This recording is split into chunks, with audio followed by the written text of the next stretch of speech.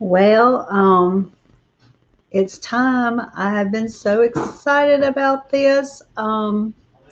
We are going to cover um, assessment test, placement test, standardized testing, uh, learning styles, teaching styles. This session is going to be jam packed. I even have really great slides to help me stay on track so I'm not missing anything because there's so much. It's easy to miss. There'll be a lot of resources that I will post after the session for you to look at and grab.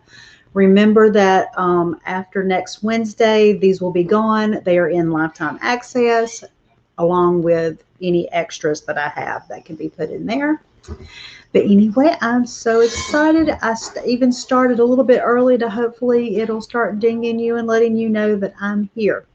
So while I'm doing this, I'm going to be watching the slides. If you comment, I will see them in the comments. So anyway, so let's get started. Okay, let's see. I've been learning how to work this. Okay. This one is a workshop that I have taught several times in the past, and so I had slides already, but I've added to them to include standardized testing and assessments and stuff like that because that will come along. It comes along with curriculum. It's part of that. So anyway, let's start. I don't know how to get there. Give me a minute. Let's see. I'm going to go right here. There we go. Okay, I am sometimes klutzy. I think I'm going to go to this so that I can read it. Let's see. Okay, sorry. Okay, so first things first. You've got to relax. Let me make sure I sit the right. Okay, I got rid of it. Sorry. There it is. It happens sometimes. Okay, so first things first. You have to relax. I know curriculum was the biggest concern when everybody was filling out the join request. The biggest concern was curriculum. This is what most parents were worried over. Okay, so the first thing you've got to do is relax. You don't have to have all the answers today or even tomorrow. You're okay. You take it one day at a time, one step at a time, because one of the beauties of being a homeschooling mama is that mama can learn too, and you will as you go through the journey. You're going to do just fine. Now, when you think about curriculum, if you just throw yourself into looking at curriculum, you're going to be overwhelmed. Although we're not talking about actual curriculum yet. That is one of the first things that will happen. Don't be. I'm going to show you this afternoon how to narrow it down so that you're not looking at everything out there. So, okay, let's go to, okay, so what should my child learn? This is the first place that you usually look, and that's usually a concern. Okay, in the educational world, they call that scope and sequence. That shows what is being covered for that year in that grade. When you Google it, you're going to Google scope and sequence. You can put by the grade, or you can put your grade and your state in, and it'll pull up what your state covers. I do not normally use these myself. We have always homeschooled, and we do not plan to put them back in public school. I look at some, I'll use other things, but I wanted you to know what it's called and how to find it if you want to. That's a way. It's for me, it seems like when you look on the net, the state sites, it seems to me it's a little hard to read for the average mother who might not have a teaching degree. You might be your thing. I mean, that's just for me. What I like to look at is called the World Book Typical Course of Study. It is a very nicely organized. They took what they were teaching across all the states and kind of compiled what's average. You can also go to Scholastic's, the guide to first grade, or you can change it. It could be the 7th grade, 8th grade. Well, I don't know how high they go up. I didn't look real close, but they have a guide. PBS had one too. So those are some of the ways that you will look to see what your child should be covering. There are also books on Amazon that you can buy that will tell you, they have different ones. There's ones that'll say what your child will cover that year. There's ones that'll say what your child should know before fourth grade or fifth grade or kindergarten or whatever. So you can find those. Those are easy to Google. But the scope and sequence is what I wanted you to hear in case you want to actually look at what your state does. So that's the first thing. Let's see. Assessment and testing. I'll be quite honest. In my state, we do not have required standardized testing. Other states will have that. You'll just have to figure out what you have to go back and look. You can look at Homeschool Legal Defense, but they have names like the ACT, which is for college. All my kids will take that, but in our state we are not required for SATs or anything like that. There's SATs. Iowa, there's more. I have a link. I'm going to post it this afternoon. It just has a list of all the different tests and out there. So some can be given by parents, some can't. That is where you're going to have to get connected with your local community so that you know where to find testing. There are assessments. There's a website called Let's Go Learn. They have math and reading only. This is the reason why I like math and reading and not everything else. When you homeschool for a long period of time, you might not be covering the exact same information that your school is covering. So science and history is not a good assessment for a homeschooler, but math and reading can be. So I like this Let's Go Learning because they're $25 each. You kind of have to go down through a rabbit hole to find it because they try to sell you tutoring. So you just keep going and you'll find it's about $25 unless they've raised the price. I didn't look today. Placement testing, that's another thing you'll see. Placement testing is something that every math and reading curriculum will have. It'll tell you where your child places inside that curriculum. Placement testing is something that's going to happen if you put your child back into public school. It is not a pass or fail, you did a bad job kind of thing. It's just seeing where your child places in the curriculum. That's all it's really doing. Legally, they can't tell you they're not going to take your child if you're zoned for that school, but they're going to give them a placement test. And if your child cannot pass it and be put in the grade you want them in, then they're just going to, it just depends on that school system. So it's not like big or scary or anything like that. I'm going to check because I can't see y'all right now. I'm going to check them and see if there's any questions. There's no questions, so we'll keep going on. So next, learning styles. Okay, so we went over testing. That was my new addition today so that y'all could go over there and hear those words. Now we're going to talk about some learning styles. Every child learns differently, and it's usually a combination of these styles. I don't remember what all I have in my notes. I'll have to go back and look. I didn't look this morning. I was a little sleepy. But you can find assessments out there to see what their learning styles are. And a lot of times you can take time to just observe them. As you're working with them, you begin to see which way they learn better.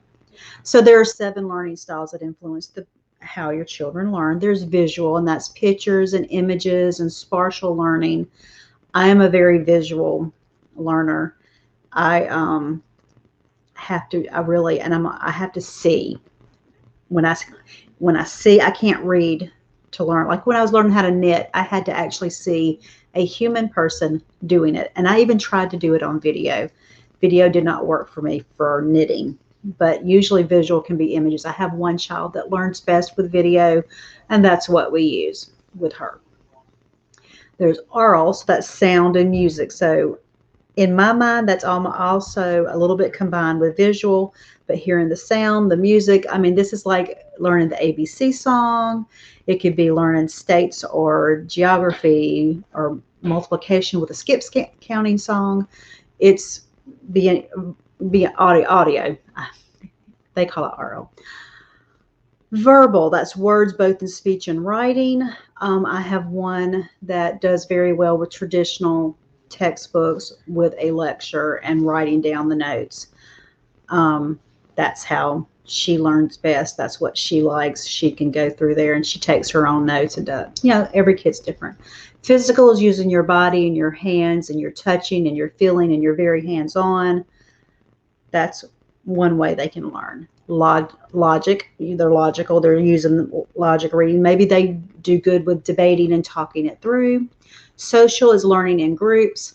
Some children learn best that way. Some are solitary. They work better with working alone and self-study.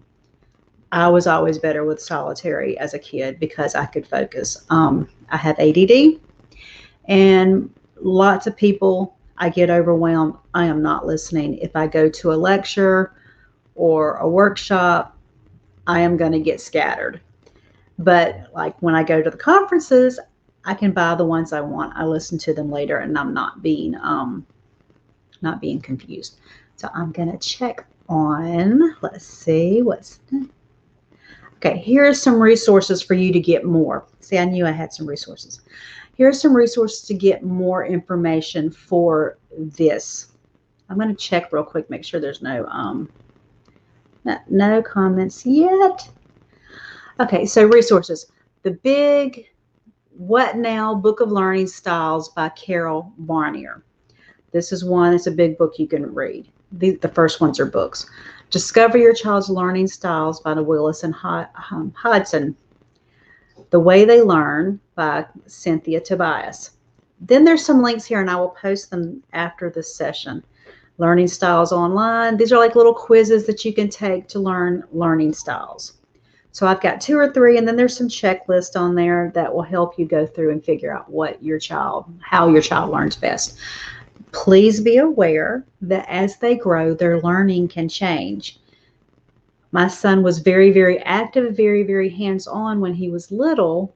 And then as time went on, he stayed active as a boy, but his learning style changed. So as they grow and develop, these can change. So now, okay, we have any questions? Let's see. Yeah, see, I have some like that too, that some that are self-learning, they just do better. I'm like that. I guess that's basically what I am. I'm better if I'm left alone and I can work through the information. But then I want to see hands-on. I went to knitting. I am a nerd. Went to knitting and a knitting class. What happened is my 8-year-old wanted to learn how to knit, and we could not figure it out by videos. I couldn't figure it out. She couldn't figure it out. I took classes because she was too young to take them, and then came home and taught her. And we both enjoyed it. But I needed to see. So I'm kind of a visual. I have to have some visual stuff. But anyway, so that is where we are.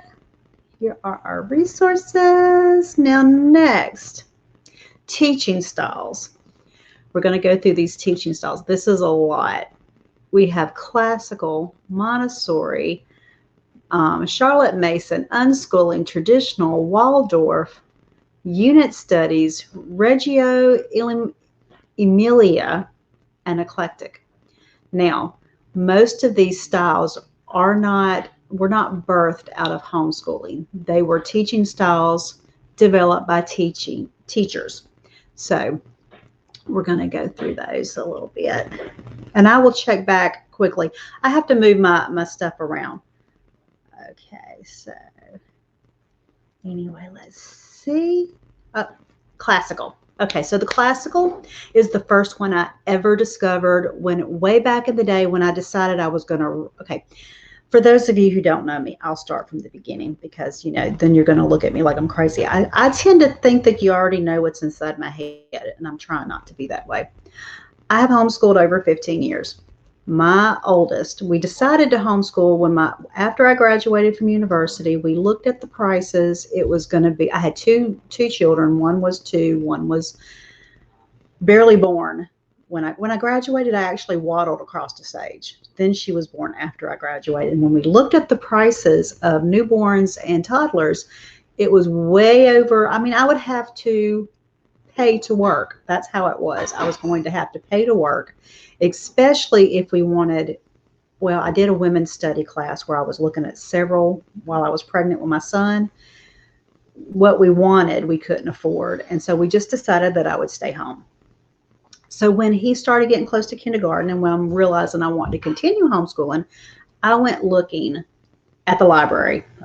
I mean, because this was really before internet really, really took off and before there was a Google. This was over 15 years ago. Like, he's 19 this month. So this is like 17 years ago when I started homeschooling, and he was over 15 when he was hitting around kindergarten. So what I did is I went to the library, and this is the first style that I found. It's called classical. It has been around since the Middle Ages. The focus is teaching students to learn for themselves, which I love. They call it the Trivium, or the 5 tools of learning. And learning happens in 3 stages. It's like, I can't even remember what they are right now. It's like you're learning, you have 5 tools, and then it's like the beginning years, they each build on each other and they're teaching them to learn on their own. The sources that you can find, one is called The Core. These are books, I believe, if I remember right. You can also Google them. There's probably a website presence at this point. The Well-Trained Mind which is the book that I found. And what's funny is now that my 4 big ones are getting older and out and moving toward getting out, my kindergartner, I find myself going back to some of the stuff I started with. So anyway, it's very well done. I don't always know that it would work for multiple children. I have 5, but for 1 or 2, I like this one. The Well-Educated Mind, Classical Conversations, which is kind of like a co-op that you'll find in your area. It's more of a pricier one, at least in my city. I have not used it, but it's a little bit like you get together and you work together. So it's not a bad one. So that's classical. Montessori. Okay, I'm going to check. But between these, I'm going to check for questions just in case, because I have to, for me to be able to read the notes, because I'm 50, to read the notes, I have to be on the big screen. Montessori, it emphasizes open learning. This is actually the daycare we wanted to put my son in and my daughter in when I first graduated. There was a Montessori school very, very close to my house, and I loved how it was set up. It emphasizes open learning, where the child picks what they want to learn and what materials they want to use, and it favors beauty and uncluttered spaces. I loved it. I would have been so happy, but it was outside of our price range, and I did not want to have to work to pay for preschool. So some resources, they're very natural. It's like they have it all set up, and it's like whatever they're learning, it's almost like child-led learning in a small way, or unschooling, but a little bit differently structured. So and then the teachers are like facilitators. They move them towards stuff, and they help them and assist them, and it's just very gentle learning. There are some Montessori, a modern approach, the joyful child, Montessori at home guide, the Montessori method. I believe I have a book on my shelf that's called, I think it's Montessori at home is what it is. But it's more of a toddler age. We use bits and pieces for my kindergarten, stuff like setting the table and putting on your coat. It's very, very nice. I mean, let's see what else. What's next? Okay, Charlotte Mason. Charlotte Mason is what I went to after classical when I had multiple children. This is emphasizing real life learning situations, nature, play, living books. What they mean by living textbooks or living books is when you're teaching history, you're going to the source or the documentation, or you're going to an expert in that field that loves that subject. So you're not picking up a textbook like what we're used to from the public school. You're picking up a book written by someone who maybe loved the Civil War or loved world history. You're going to the experts. There are free resources out there. One is called Ambleside Online. I'll try to remember to add that one. If I don't and y'all want to see that one, remind me, because Ambleside Online is a free curriculum that you can use all 12, 13 years, kindergarten up. Very nice. So they've got a twaddle-free education, Charlotte Mason Companion, Charlotte Mason Education, and For the Sake of Children. These are books. You can also find many of these if you have Hoopla through your library. They have a whole slew of free Charlotte Mason stuff. They so that you can read. And this is like research, not curriculum. We'll get to curriculum in a minute. I'll show you some links when I get through this. Let's see. Unschooling, also called child-led learning, interest-led learning, family-based learning. I've heard all of them. Unschooling is the name they use. I sometimes feel like it's a bad name because, I'm sorry, if you unschool, please forgive me. I have several friends in here who are veteran homeschool mamas. I don't mean anything bad by it. It's just a lot of times it makes people feel like you're not teaching anything, and that's not true. What you're doing is it's rejecting that children must be taught to learn. They believe that children are naturally made learners. I do believe this. And they're favoring resources that are provided based on the child's interest. There is a Facebook group and Facebook. Her name is Carla and the Sensational Six. She has awesome videos that show you how to do this and how it's set up. I love seeing her stuff because her kids are always very actively engaged in learning. So very cool concept. And I think no matter what area you go in here, this is a good place to look and read. I would suggest Carla's book because it just made me think of things differently. Okay. I'm going back to questions because I'm very bad about forgetting. You say interest-led learning. Yeah, see, I think that fits better. I have so much respect for the unschoolers I know. So, I mean, I realize that any homeschooling can be very bad if the parent is not involved. But the unschoolers I know have been absolutely awesome. So, I mean, I really have the ones I know I have high respect for. Let's see. Traditional. This is school at home. It's worksheets, textbooks, teacher-led learning. This is what you're going to get if you're doing public school at home. You may, I have friends who do that, and they say that they pull in hands-on learning to help it along. Not a horrible thing. When I had my baby, I was very tired, and we kind of defaulted into this. It's done fine. I have one child who has absolutely thrived with this. I have others that don't do as well. They do okay, but like Olivia is more of a visual learner. Some resources that you can look for. These are actually curriculums out there. Abeka, Bob Jones, Liberty, many, many more out there. Nothing wrong with it. Just because it says traditional, don't think there's something wrong with it. It's just not my style. And I like to embrace some freedom. So anyway, okay. So Waldorf is one I don't have a good handle. It's like holistic. It's things like handicrafts with knitting and weaving. To me, it seems a little similar to Montessori, but I just don't know enough people who use it. Some resources is Beyond the Rainbow Bridge, the 7-year-old wonder book, Tell Me a Story, Heaven on Earth.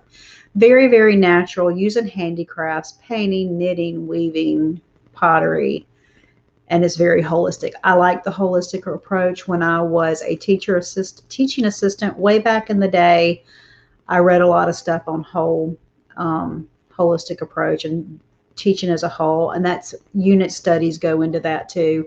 So I like Waldorf, what I've seen. Unit studies, see, I knew this was coming. Oh, wait, questions. I got to go back, make sure there's no questions.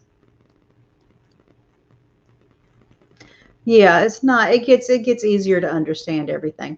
Look, I don't expect any of our mamas to understand any of this. It'll come with time.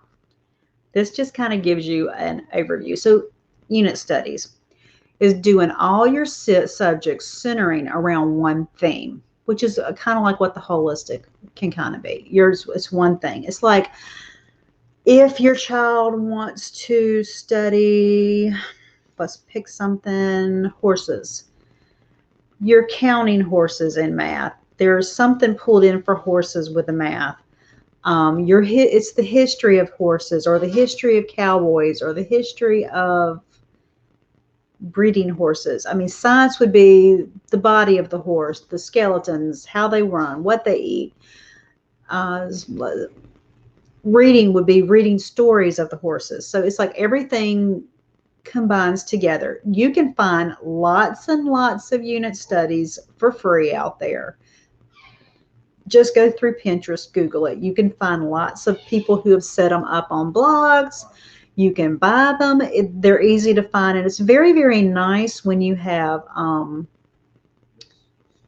lots of children. Oh, before 5 in a row, after 5 in a row, 5 in a row. That one is almost a unit study where you have books that are picked, and then there are things to do that go along with it. They go all the way up through high school.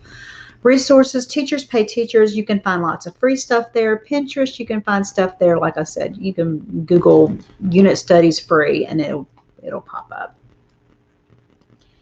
I'm going back to see if I have questions. No? Let's see. Next, Reggio Emilia. This was a new one to me. It's child-led learning. Does that sound familiar? Based on respect, responsibility, and community. Environment seen as the third educator. Hands-on. There is not as many resources on this. I only found one Facebook group when I was looking. So it's not as done as Montessori or Waldorf or Mason, but it's still very nicely set up. We have some books. There's some Bringing Reggio Emilia Home in the Spirit of the Studio. So there's some stuff out there. My people keep looking at me. I think they would love for me to be finished, but today I am not. Okay, let's see. Eclectic. This is really where I think most homeschool families end up. The family chooses what works for their family. It's blending the styles. I use teaching textbooks for math, which is very textbook, but it's online. I use the online version now. Let's see, The Good and the Beautiful, which is kind of a Charlotte Mason theme. I'm using classical history this year for the girls from The Well-Trained Mind. And then science for one girl is textbook, and for another set of girls, it is a Charlotte Mason blend from the Good and Beautiful. So I think most homeschoolers end up here unless they really, really love the curriculum. But it's finding what works for you, and it's okay to have one from here and one from there and one from over here and one from over there. You're going to do good. I'm like, it's finding what works best for your children. For years, I have 5, and I tried to blend all the history and science I can into one. In fact, my 2 high schoolers have a classical approach this year. Their middle school sister is going to do the same stuff, but I am lowering my expectations for what I want her to do for that stuff. And it's going to be a fun year. So anyway, let's see. Any questions? I don't see any questions. Okay. Resources. Okay. I don't know why it ended up being on a separate sheet. I think I was playing today. There's eclectichomeschool.com, homeschool philosophies quiz. Oh yeah, that's everybody. So that is a quiz you can take and find out what you might be. I want to click on this one. This one goes through and suggests some curriculum. Even though we're going to talk curriculum this afternoon, this is a good one to look at. Let me make sure that you see this. Nope. Let's see. No, I'm going to have to stop the share and then go share something else. Let's see, so that you can see that. That's the only little weird thing with StreamYard. It's a little bit harder to navigate. Okay, let me make sure you can see it. Good, there it is. So this is a little setup I found at this blog. I'm going to get rid of that. There are a lot of advertisements.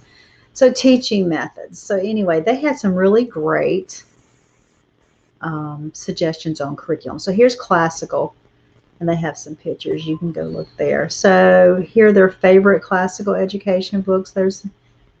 Let's see, where is the curriculum? Go down, go down. No, it's not. This is not the one with curriculum. Sorry, I thought it had some. I thought I had some. It just has the resources. Let me look at the other one and see if I can find the other one.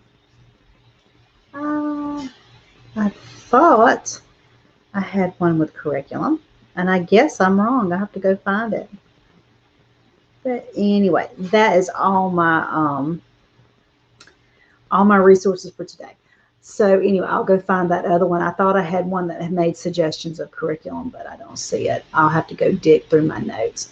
But anyway, so that is our overview of all these things. You can ask questions through the day. We have the homeschool question and answer this afternoon. You can ask questions.